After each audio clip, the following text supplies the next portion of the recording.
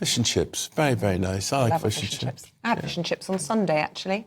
Actually, I say that. We had fish and chips and a battered sausage, just, to help the kids get involved. But I reckon you are not a battered sausage I didn't person. mind it. I've been converted. Have you? Quite like it. Good, OK.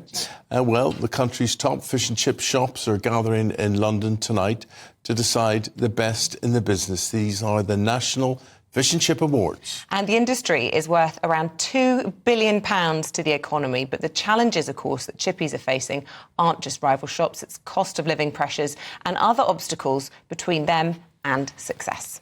So Will Hollis went for us to the seaside for a portion and to meet one of the finalists.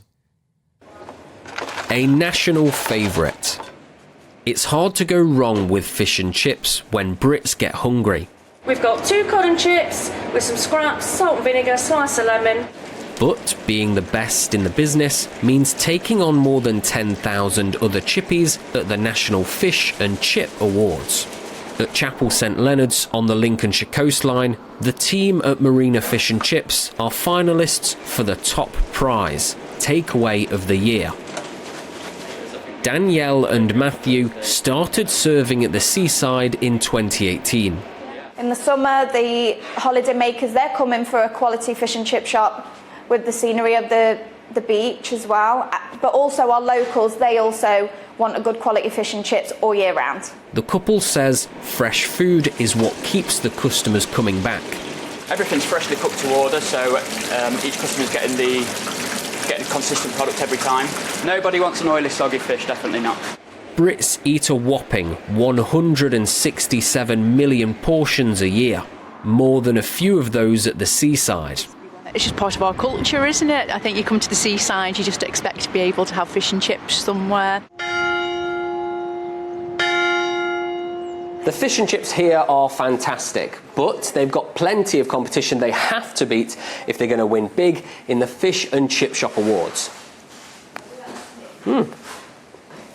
There are 9 other shops from across the country contending for the best takeaway, but also awards for sustainability, staff, and even the best overseas chippy. The awards is a celebration despite tough times. The industry has been battered by the cost of living and international turmoil. There you go, Andrew. 1 cod, chips, mushy peas and homemade tartar sauce. Enjoy. Fantastic. Looking forward to these. Andrew is president of the National Federation of Fish Fryers. Fish and chips are still popular. We're still getting people through the door, but it's the profit margin that's affected. It's leaving shop owners with very little at the end of the month. He hopes the Chancellor can think of fish and chips in the upcoming budget. All of hospitality is calling for reform of VAT, and with the budget coming up, we hope that they've got their ears open and they're willing to be brave and act on it. Only one chippy can be crowned king of the business. However, the customer's favourite is usually the one just around the corner from home. Will Hollis, GB News, Chapel St Leonards. Beautiful. I can smell them from here. It's not your average breakfast choice, is it? But no. You know what? Even at this time of day, it does smell wonderful.